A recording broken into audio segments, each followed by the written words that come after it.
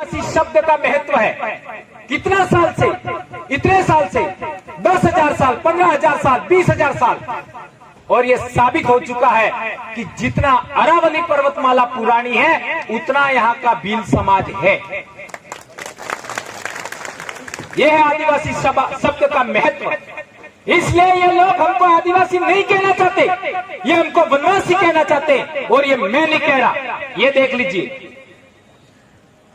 ये वनवासी कल्याण परिषद की किताब है, वनवासी अखिल भारतीय वनवासी कल्याण आश्रम की विकास यात्रा। सही है परमार साहब? ये आपका ओरिजिनल किताब है, उसमें ये त्रिलोकीनाथ सिन्हा उसने लिखा है। इसमें आपका रामचरितमानस का हवाला दे के लिखा है 320वां दोहा में, जिसके पास रामायण हो वो जाके उठा के आज ही रात को देख लेना। कोल की रात बिल्ल वंचारी, फेरे फिरे जोहार जोहारी। कोल की रात और भिल्ल, ये जो लोग हैं बार बार फिर फिर करके जोहार जोहार करके अभिनंदन कर रहे हैं। ये दोहा है। कितने साल पहले लिखा रामचरितमानस? अकबर के जमाने में, मुगल सम्राट अकबर के जमाने में। तो आपका करीब 700 साल हो गया, 400 साल है ना, 400 साल हो गया।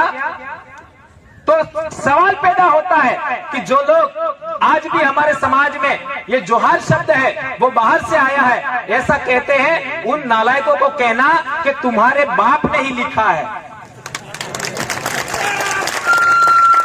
ये सलूमर में राजपूतों का एक शिलालेख मिला है, उस पर भी जोहार लिखा है।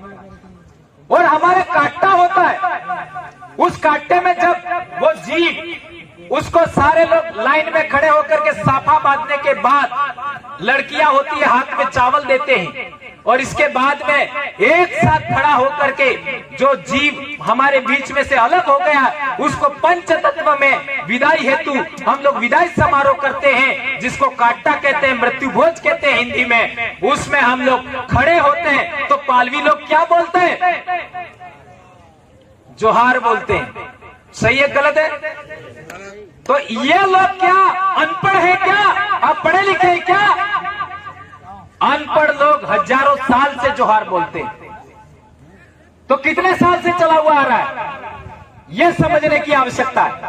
इसके बाद आपने देखा होगा दिवाली ने वहले दाड़े, जोहार पटारान दाड़े, सभी भाई आखी रात उड़ो गावा बात ईडो पसे वेला नदी माते जाए जीली ने पसे एक बीजा ने गले मळे, और गले मळवा बाद पसे एक बीजा ने जोहार करे। ये परंपरा भी आज भी हमारे इलाके में जिंदा है। उस दिन जोहार पटारा कहते हैं, और विवाह में भी ये बहुत सारी परंपराएं जिंदा है।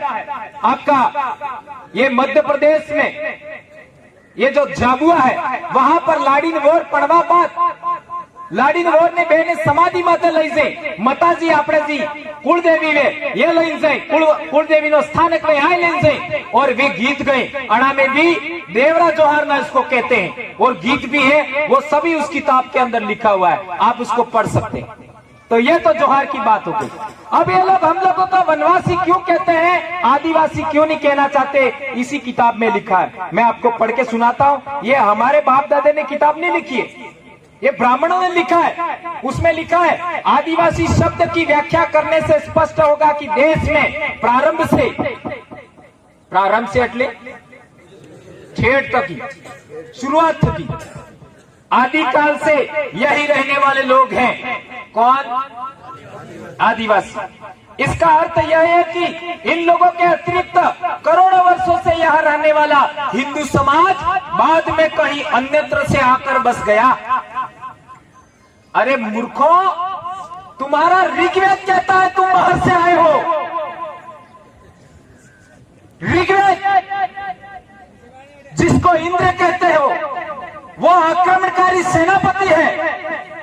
ऋग्वेद उठाओ, इसको क्या बोला गया है?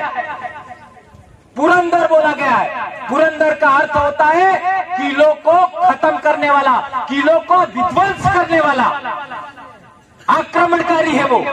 250 सूक्त इस पर लिखे हुए हैं। इंद्र का वो सेनापति है, और आपका वशिष्ठ जो ऋषि है उसके 7वें मंडल में लिखा हुआ है, 7वें मंडल में लिखा हुआ है कि विष्णु भी सेनापति है, आक्रमणकारी है।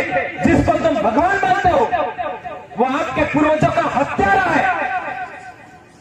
यह ऋग्वेद बोलता है। गुरु वशिष्ठ जो आपका ऋषि है उसने लिखा है, ये मैं नहीं कह रहा, उसमें जो मंत्र लिखा है उसमें लिखा है। दास राज के युद्ध का वर्णन करने वाला वशिष्ठ ऋषि का ये जो मंत्र है उसमें आप पढ़ सकते हैं। तो हमारे बाप दादाओं के किले थे, नगर थे, शहर थे, 99 नगरों का विध्वंस इन लोगों ने किया। उस राजा का नाम था शंबर। क्या हम शंबर राजा के बारे में जानते हैं? नहीं जानते हैं। तो यह बात हमको जानने की आवश्यकता है। आगे लिखा है, प्रकारांतर से तो यह समझना होगा कि 1 अरब से अधिक संख्या के हम सब लोग इस देश में विदेशी हैं, या तो आक्रमणकारी या फिर घुसपैठिए। तो ये आक्रमणकारी है या नहीं है, घुसपैठिए है या नहीं है, ये तुमको समझना है, हमको नहीं समझना है। हम तो इस देश के आदिवासी हैं, बस इससे ज्यादा हमको नहीं चाहिए। बात खत्म। ये आदिवासी का मामला, ये स्वयं कह रहे, और हम लोग आदिवासी से दूर भाग रहे। आज इस देश में ब्राह्मण भी चाहता है कि मैं आदिवासी बनूं, राजपूत भी चाहता है मैं आदिवासी बनूं, बनिया भी चाहता है मैं आदिवासी बनूं, और जो आदिवासी है वो अपने आप को वनवासी कह रहा है। शर्म करो भाइयों। और ये काम कौन कर रहा है? हमारा अधिकारी, हमारे संत, ये बावले, ये टीले तान तान करके गायत्री के नाम पर, ब्रह्म कुमारी के नाम पर हमारे समाज को गुमराह करते हैं। इसलिए मैं गालियां देता हूं, बुरा मत मानिए। ये सरकारी किताब है, ये मैंने नहीं लिखी। इस किताब के अंदर एसटीसी होता है अध्यापकों के लिए, भारतीय समाज और शिक्षा, उसका पहला पाठ है भारतीय समाज में विविधता, असमानता व भेदभाव। ये किताब अरिहंत शिक्षा प्रकाशन जयपुर से निकली है। उसका पेज क्रमांक 3 धर्म विभिन्नताओं का पुलिंदा, ये लिखा हुआ है, ये पढ़ सकते हैं। उसमें लिखा है, भारतीय मानव विज्ञान सर्वेक्षण द्वारा प्रकाशित पीपल ऑफ इंडिया के आंकड़ों से, पीपल ऑफ इंडिया का मतलब हुआ भारत के लोग, आंकड़ों से बहुत स्पष्ट होगा कि इस देश में हिंदू, बौद्ध, इस्लाम, सिख, जैन तथा आदिवासी धर्म मुख्यतः व्यवहार में आते हैं। इनमें से आदिवासियों का धर्म जुदा है। जैसे हिंदू है, जैसे मुसलमान है, जैसे ईसाई है, उसी तरीके से आदिवासी धर्म है। ये लोग कह रहे हैं, भारतीय मानव विज्ञान सर्वेक्षण कह रहा है, मैं नहीं कह रहा हूं। इन नालायकों ने हमको ईसाई बनाया, हमको हिंदू बनाया, हमारा ब्राह्मणीकरण किया। ये काम किया वनवासी कल्याण परिषद ने, ये काम किया गायत्री वालों ने। इसलिए हम लोग कह रहे हैं आदिवासी धर्म का जागरण होना चाहिए, और हम लोग कर रहे। जो बात दादा ने, आपका ग्रासिया सर ने भी कहा, अभी जनगणना आ रही है। उस जनगणना रजिस्टर में 2021 में मेरे सरकारी रिकॉर्ड में आदिवासी धर्म लिखा हुआ है, मेरी पत्नी के रिकॉर्ड में आदिवासी धर्म लिखा हुआ है, मेरी बेटी अभी 12वीं पढ़ रही है, 10वीं में 91% बनाया, उसके जाति और मूल निवास में भी धर्म मैंने आदिवासी लिखवाया है। आपको भी लिखना होगा 2021 की जनगणना में। ये भारत सरकार का सिक्का लगा हुआ उसके ऊपर, किताब के ऊपर। ये 8वीं क्लास की किताब इस रानी ने सरकार बनते ही सबसे पहले हटाया। कौन सी रानी?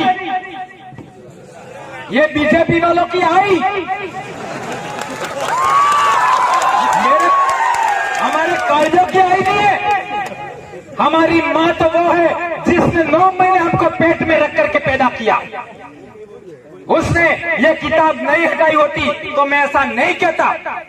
ये राष्ट्रीय शैक्षिक अनुसंधान और प्रशिक्षण परिषद नई दिल्ली एनसीईआरटी ने किताब बनाई है। इसके नीचे लिखा है राजस्थान राज्य शैक्षिक अनुसंधान एवं प्रशिक्षण संस्थान उदयपुर एसआईआरटी ने किताब बनाई है। उसके अंदर 7वां पाठ है हाशियाकरण की समझ।